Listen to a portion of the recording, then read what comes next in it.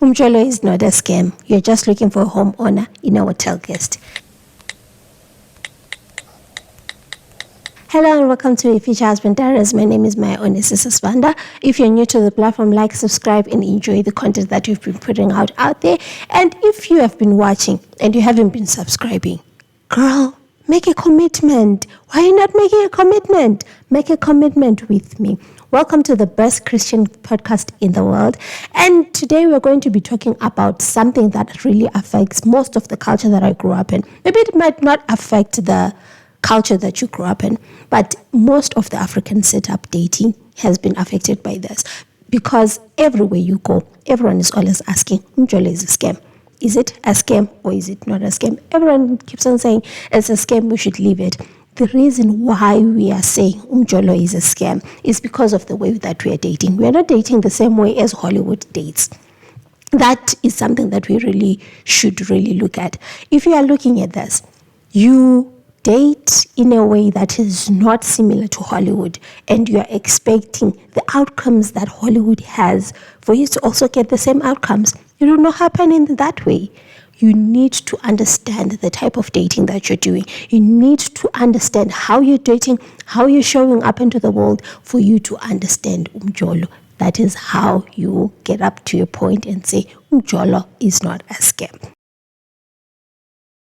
In my culture, in my setup where I grew up, if we are looking at when I was young, when I was still a spring chicken, you go outside, people holler at you, people tell you like you look good and what. But then there's always that one persistent guy who comes up and is always waiting for you, because we didn't have phones. I grew up in the olden days when we didn't have phones, and that guy will wait for you outside the gate and will start meandering around at around 4 looking for you.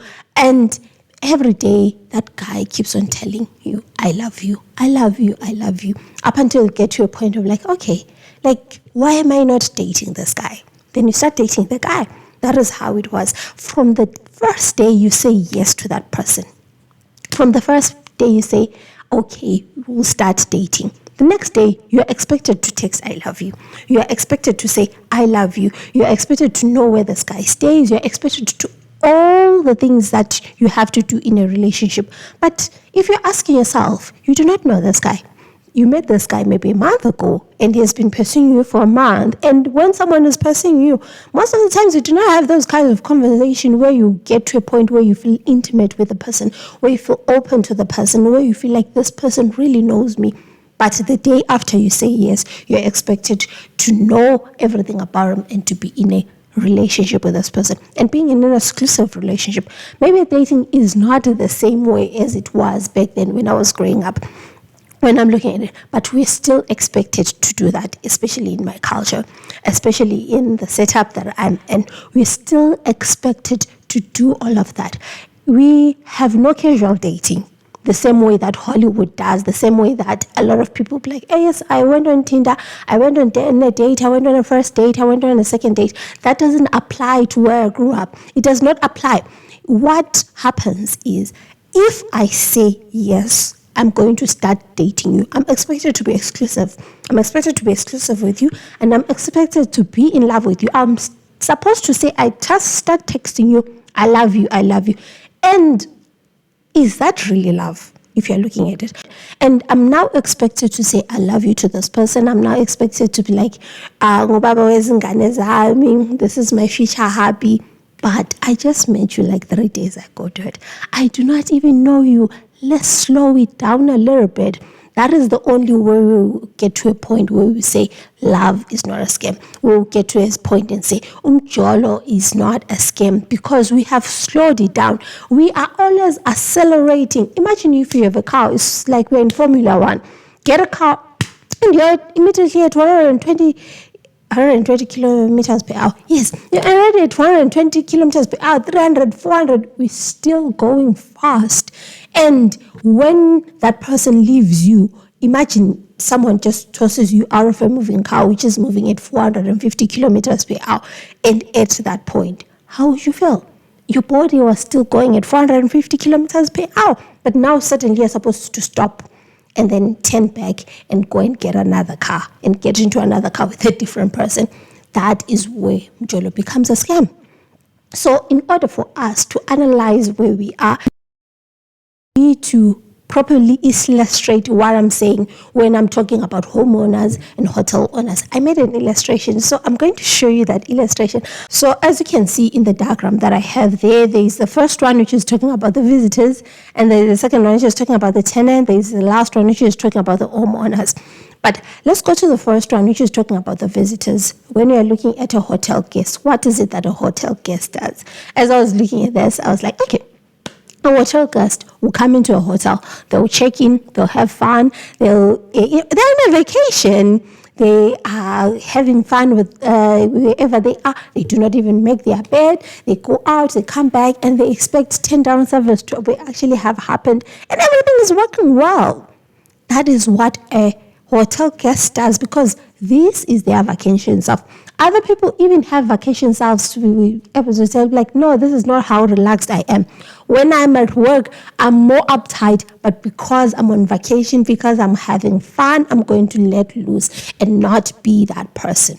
That's what a hotel owner is. And when I was looking at that, that's how we feel, especially when we're starting in a relationship. This relationship is new. We are at a honeymoon phase. Everything is all good.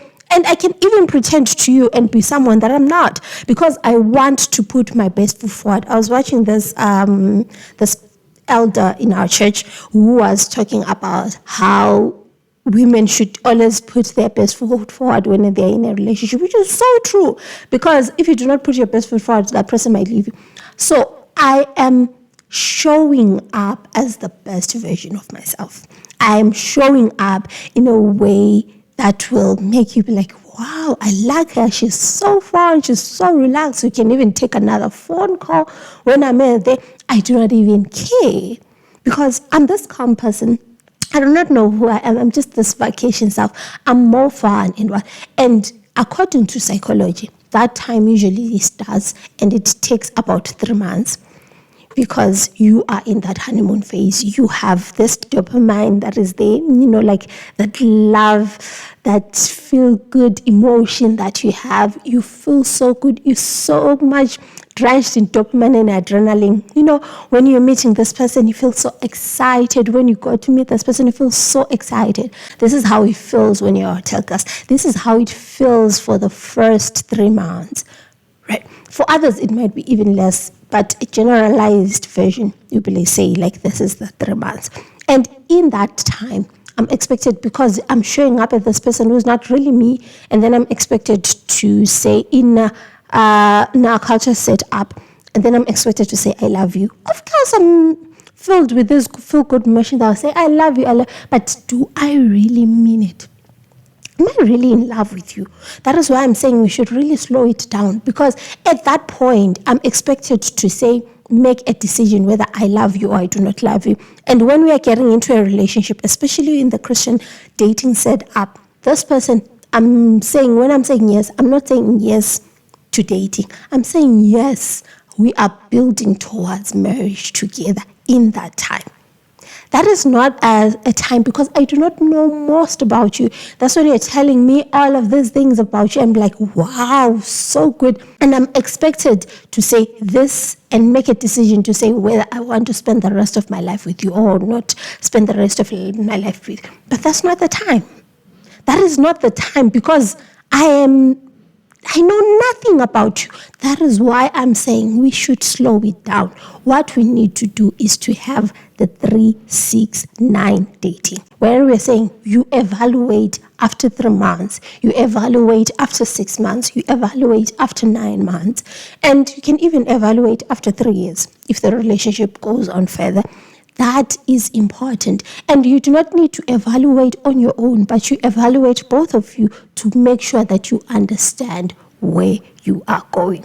The reason why I would really love us to look into this 3, 6, 9 dating is because that is very vital. It will make us not to be in relationship, just jumping into relationships without knowing. It's like diving, just jumping into the water, and you do not even know what the water is like. And you'll be like, I'm going to spend the rest of my life with you. That is not possible. We need to slow down Christian dating. Now, if I've known you for like 3 months, now I'm starting to shift. Because I've known you for more than 3 months, I have now analyzed the tendencies that you have. I've now known most of the things about you. Yes, we'll never get to a point where I'll say, I really know someone, right? Because someone might surprise you. But I'm at a point in my life where I've reevaluated and I can see that we really click. And I'll see that now we are starting to be something. That's when maybe I can start introducing you as my girlfriend.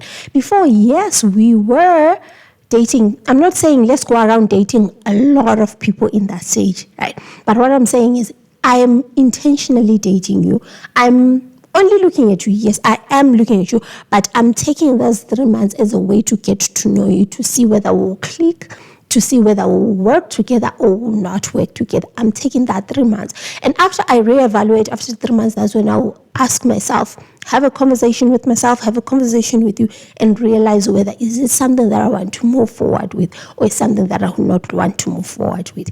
That will make us not to be in a scam. That will make us not to feel like we are being scammed by these boys out there. Where we'll be like, because what they do is they do that. After the feeling of high, the honeymoon is like slowing down a little bit, and the person will be like, but I don't really like this person. So they'll leave you. And then you'll be like, he was scamming me. He was promising me the heavens. Yes, but did you take time as a person to analyze, like, okay, now I'm just filled with emotions. I'm filled with what? Let me just take this 3 months. And then after 3 months, that's when I'll evaluate. Do not put your heart out there in those first 3 months. Do not like say, I'm in love with this person. This person is my whole world. This person is not your whole world. You do not know how this person go. This person maybe might even be showing up as the person who's not even the version that you like. Because after 3 months, that's when no matter how much people will try to, you cannot stay in a relationship and be someone else and show up as someone who's not even yourself for longer than that. A lot of things start to come out. A lot of things start to show. If that person is violent, that's when things will start to show. If that person has a high temper, the things will start to show, because at that 3 months line, it gets exhausting to be someone that they are not. Their real self will start to come out. Now, after 3 months, we can move on to the tenant. The reason why I like this 369 is because I like a lot of Koreans. I watch a lot of Koreans. And when I was watching that, I realized that when it comes to the Korean culture, they have this 100-day rule, where after 100 days, as if the relationship has been going on for 100 days, they have like a cake, they celebrate, because now they are reevaluating whether it's something that they want to jump over to the other side or they do not want to jump off. We should actually adopt that as Christians.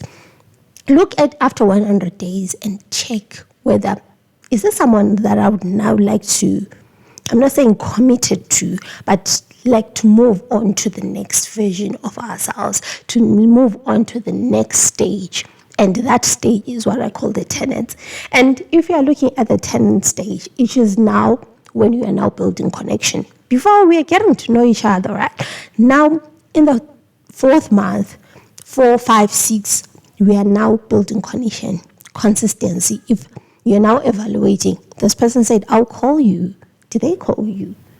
Or did they start to make you feel uneasy? All of those things, you are now checking. Are they more invested? Are they sharing who they are?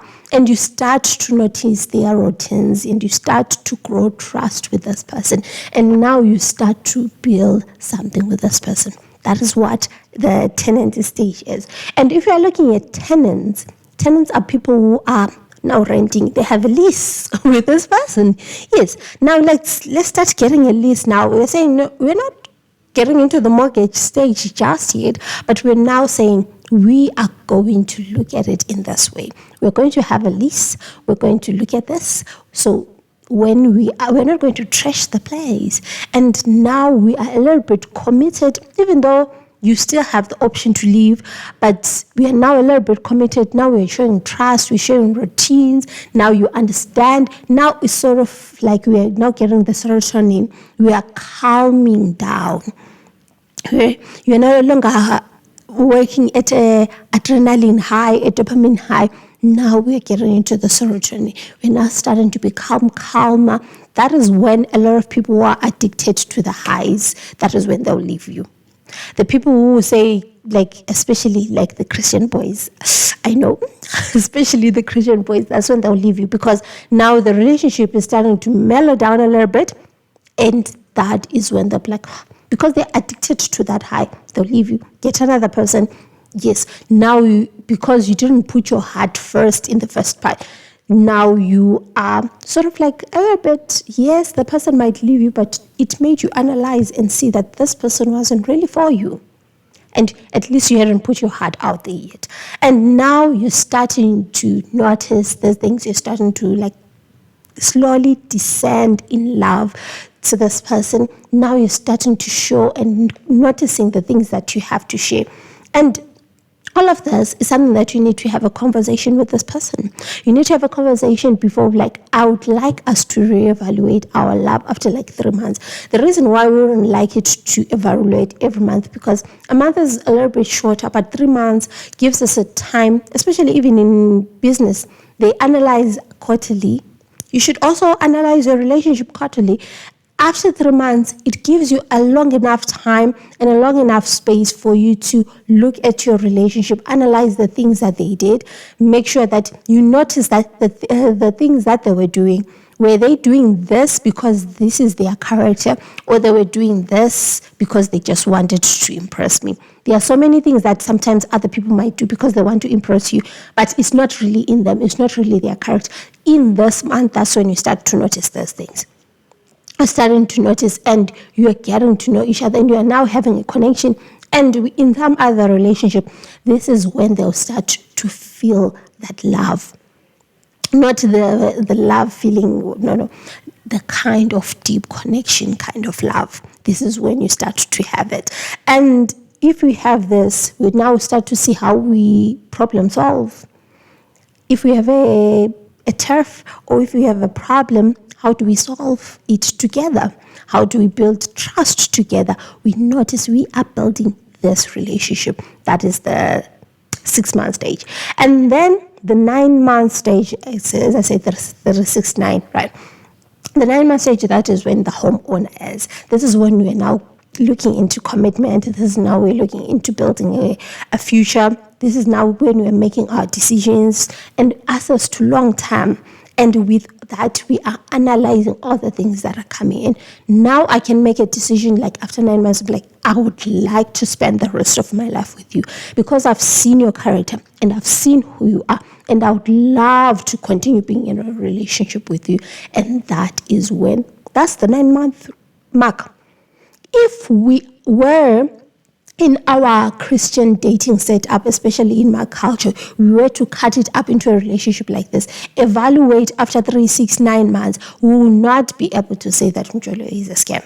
Because at first, in the first 3 months, I did not give you my heart. I'm not saying I wasn't fully there, but I was trying to get to know you, to understand who you are, and see whether we'll click. And after 6 months, that's when I evaluated whether we had that deep connection. We were starting to trust each other. And in the 9th month, I'm starting to notice that, is this something that I would like to spend the rest of my life with? Instead of us, the way that we have been doing it now, we just jump because I said yes today. Now I'm expecting you to be a homeowner. Now I'm expecting you to start being in love with me, saying I love you, calling me in the middle of the night.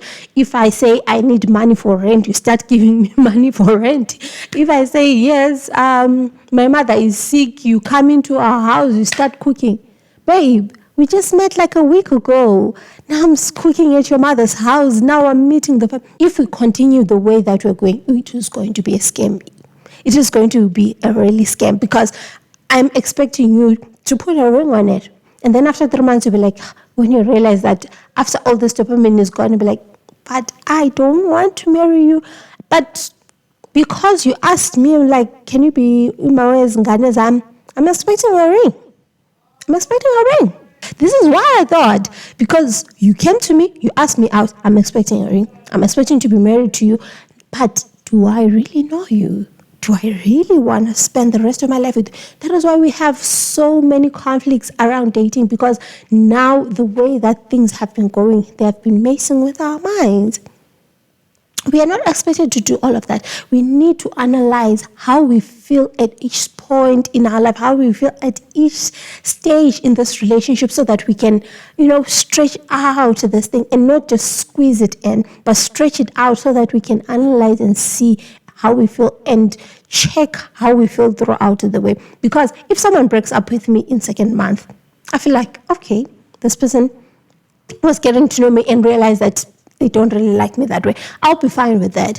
Instead of, you asked me yesterday, like, can I be the mother of your child? And then after like a month, you break up with me. I'm like, I'll be so mad. I'll be like, this boy promised me the whole world, but then broke up with me. Umjolo is a scam. Is it? How we are dating is the wrong way.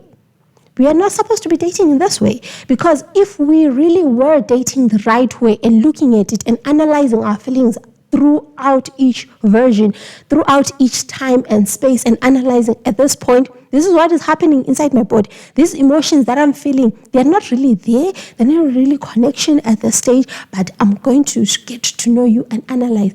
We will not get to a point where we feel like we've been scammed, because we haven't been scammed. Because, and now analyze, and I see if someone breaks up with me at month 5, I'll understand, right? And if someone breaks up with me at month 2, I understand. But then, yes, if someone breaks up with me after like 10 months and be like, I don't like you.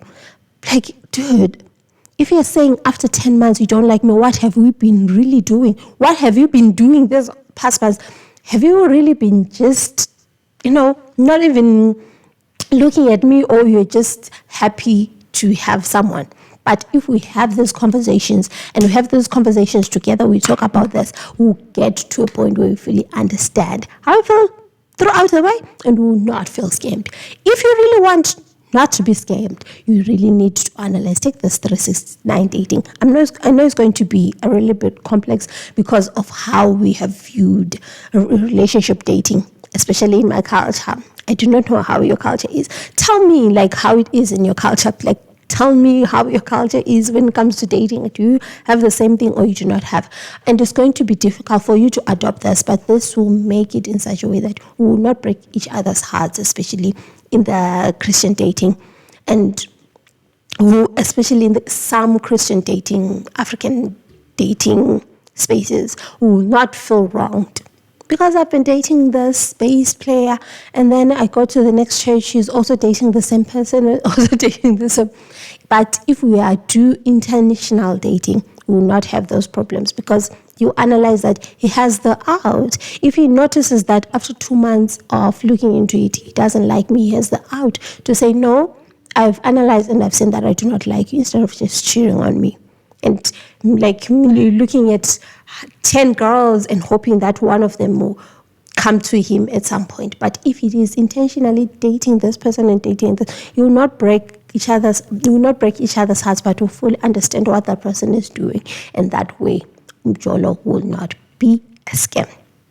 So tell me what you think. Is MJOLO a scam to you, or MJOLO is not a scam to you? And if you'd like to learn more about decentering relationships and decentering men, there is another episode that you can watch. I do not know whether it's here, but I don't know. I'll put the other one, and even I'll put it in the description box. But let's have this conversation and learn about what intentional dating is and what we should really do to make sure that we are not scammed in the church. It's so hard and so painful when you feel like you have been scammed by a boy in the church, by a man in the church, someone that you have looked up to, and after a while, the person breaks up with you, and you're like, but he promised me that you'll marry me.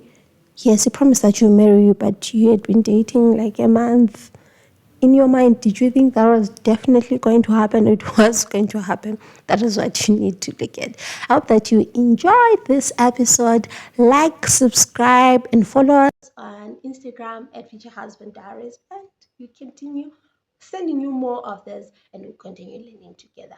I hope that you continue to hear. I hope that you continue to pray, and I hope that you continue to journal.